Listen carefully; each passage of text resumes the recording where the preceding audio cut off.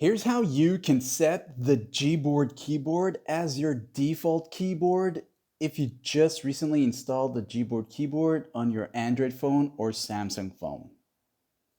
So assuming you want to now set up your Gboard keyboard as your new keyboard or your default keyboard, go ahead into the quick access of your Samsung phone or your Android phone. And you're looking for the settings toggle that looks like this here. And once you tap on it, go ahead and tap on the search bar and type in the words default keyboard. So go ahead and type that in.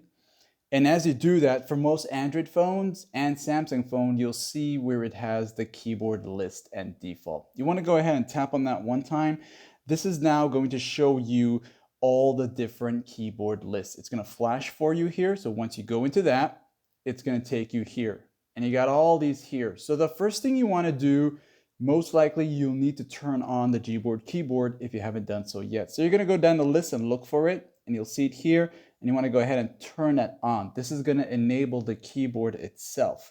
Then you'll go to where it has default keyboard.